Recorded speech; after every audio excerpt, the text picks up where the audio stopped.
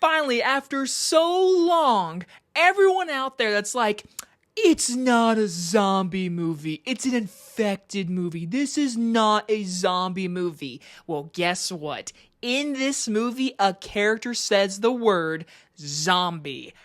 Boom! Suck it.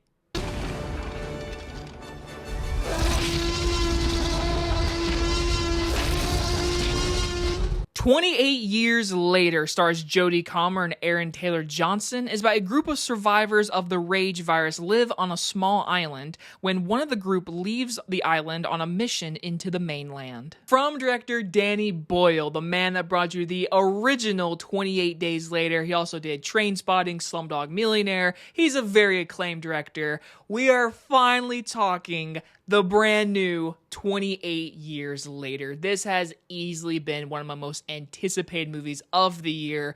You got Daniel Boyle returning. You got Alex Garland writing this script, who wrote the original with Danny Boyle. And just the trailer alone, that won like best trailer last year, I think. That trailer won me over. I was like, I want to see that. When is it coming out? It's finally here. I am here to tell you, since 2007 is when 28 Weeks Later came out, which I'm going to go ahead and say this. I grew up with those first two movies, and these two movies scared me to death because they realized, like, hey, running zombies are really scary. These two movies and Zack Snyder's Dawn of the Dead. But I am one of those people. I'm one of those rare people. I prefer 28 Weeks Later than 28 Days Later.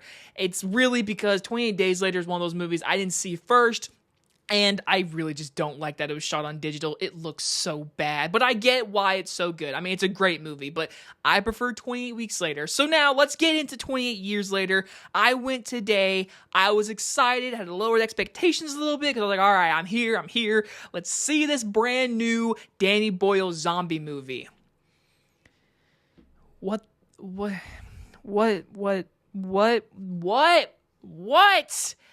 I am not gonna say this is a bad movie. I'm not. This is not a bad movie. But damn it, this is the easiest, biggest disappointment of the entire year for me. Oh my god, there is so many things this movie I did not like. But there is cool stuff. There's stuff to talk about that's positive, okay? So I'm fresh out of the theater. I'm here. Let's talk about it. Let's get straight into the positives. First things first, I think every performer in this movie is really freaking good. The main character of this movie is actually this little boy named Spike. The actor is named Alfie Williams. He stole the movie. He is so good in this movie. And he's a literal child actor. I mean, he steals it from everyone in this movie. And I mean, Jodie Comer in this movie, I don't want to spoil what she's dealing with as a character in this movie. She's really good. Ray Fiennes this movie for a small part. I was worried. I was like, I don't see Ray Fiennes playing this kind of part. He plays it very well. Aaron Taylor Johnson, he's in the first half of the movie. He's also very good. He's a damaged character. Again, I don't want to spoil anything about this movie, but I will say the little boy stole this whole movie, and all the performers did a very good job. The acting was great.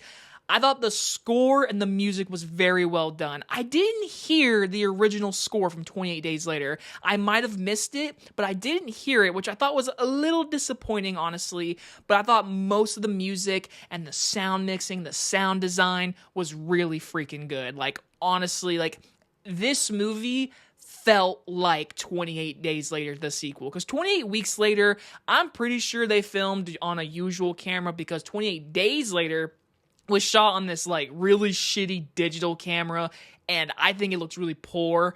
But the thing is, it matches the world really well. And this movie, Danny Boyle chose to shot it on an iPhone, I believe iPhone 15, I could be wrong. It was an iPhone, but obviously it's an iPhone with like $1,000 rig, $1,000 lens on it. There's a lot of stuff on the iPhone, but watching this movie in a theater, this felt like a part of this world. Like, this really felt like a true sequel to this world. And it felt nice to be back in this world. Because, again, the last time we saw this franchise was 2007. It's been a while. And so to see it come back, and that opening scene, I was like, I'm in it, baby. This is it. Like, the opening scene, I was like, yes, give it to me. The first shot is a Teletubby, and the next thing you see is so bloody. I'm like, I'm back. Thank you, Danny Boyle, Alex Garland. And I was into it. I was into the world. The iPhone mechanic, for the most part, was really cool. I will say there's a few parts that I'm like, yeah, this shot on an iPhone. But again, it works in that grungy world. Like, it works, whatever. But with the iPhone, it doesn't do great with depth, in my opinion. And so, like, a lot of the forefront stuff in the camera looks really nice. The lens they use and the rigs, it helped it make more look like a movie. There is parts, though, I'm like, yep, they really just grabbed their iPhone and was like, yep, let's shoot this scene right here. Because there's times I'm like, yeah, the quality's not great. But again, it adds to the grunge. And I will say, this movie, what Alex Garland wrote, this movie evolves the world, which I like. You know, you don't want to see this movie and just be basic, one and done kind of thing. No, this movie pushes new ideas for our infected. Again, no spoilers, but there is ideas they do in this movie that is completely new and different from the other movies. A few of the ideas I really liked. There's something with a certain infected that's a cool idea. I'm like, I kind of dig that. They did a good job making that scary in this movie, and I appreciate that. Then there's other ideas in this movie that I didn't really like. There's one towards, like, the beginning of the third act. I was like, is this really happening? I was like, oh, and how it was played out, I was like, I'm not a big fan of that. So there's some things in this movie that I feel like audience members are going to be like, I kind of like that, I didn't like that. And then there's stuff in this movie that gets really disappointing that I'm about to get into. That overall, though, I would watch this movie again. Again, I'm not calling it bad. There's good performances, the sound design, the music, the score in this movie. There's a really good dramatic part in the third act that I really liked. But overall, I left the movie utterly disappointed. There are things in this movie I did not like. So, getting straight into it. The editing. Okay, if you're a fan of Danny Boyle, you might appreciate it more than I. I'm not the biggest fan. I like Danny Boyle. I like his style. I like what he does with a lot of movies. 127 Hours is like a great movie in my opinion. With this movie, being shot on an iPhone, there is a scene, a very quick scene. I thought the projection booth broke because of how quick the edit is. There literally is like 2 shots combined that felt like the movie broke. And if anyone sees this movie and they don't notice it, then maybe it was the projection booth. But I felt like some of the iPhone style really bogged down this movie because, again, some of the stuff is a little blurry. It's a little shaded. Some of the background, the depth of the movie doesn't feel real. The crooked angles and like the close-ups, they're good because iPhones can do that. But the movie really never presents itself as a movie that comprehensively can handle an iPhone because of the fast-paced editing. And I thought it was really distracting.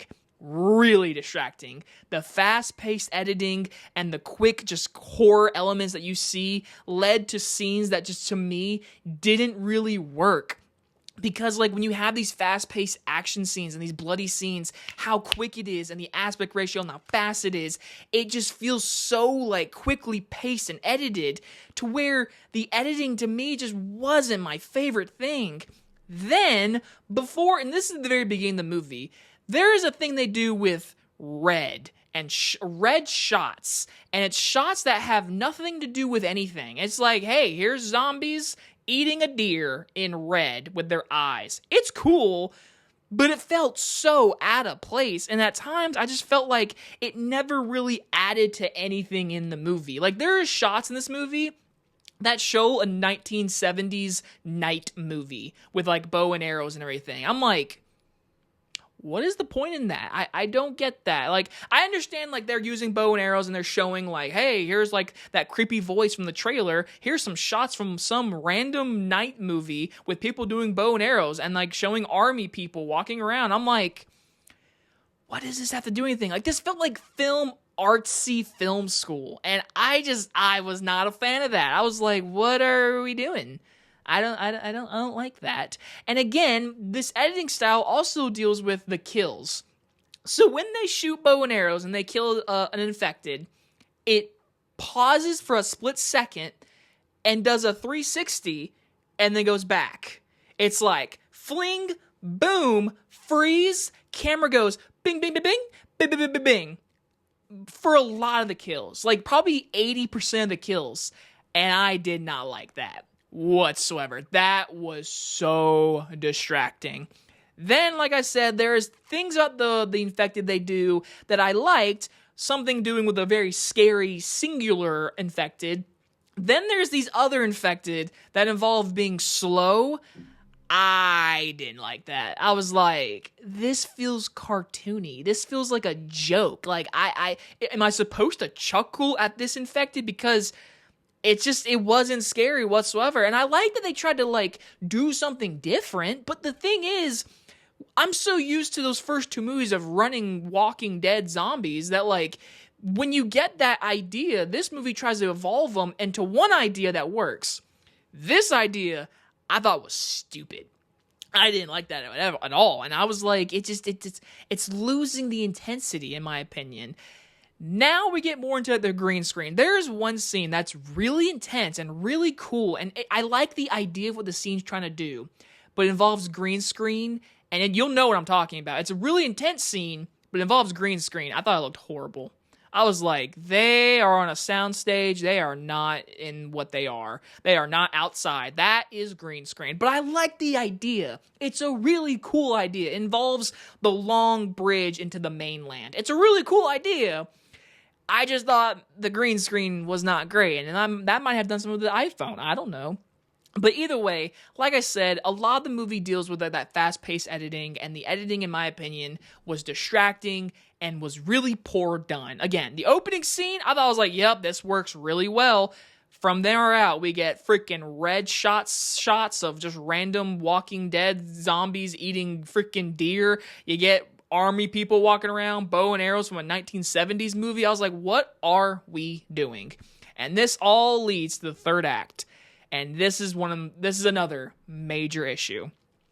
This movie is a setup movie. This is a part one. This is. I hope all of you know that, because this movie, and there's a story about this movie that wraps up. But the end of the movie is a cliffhanger. It is like, hey, part two. It is in your face, part two. And the last 5 minutes of this movie was some of the stupidest shit I have seen in any of these movies. That was stupid, in my opinion. Some of you might be like, that was really cool. That was really different. Nope, I was not a fan of that. I was like, the tone flips. Like, I mean, completely flips. I'm like, what are we doing? I was like, oh, there's that actor. What are we doing? I was like, tell me this is not how the movie's gonna end. And it does. It does. And I was like, what? And they're setting up for a second one. I know Nia DaCosta is doing one that's coming out, I think, next year. Is that part two, or is that a separate movie? I really don't even know. But either way, this movie is a planned trilogy, and this one ends like, hey, come back for the next one next year or whenever it is. I don't know, but it was so in your face.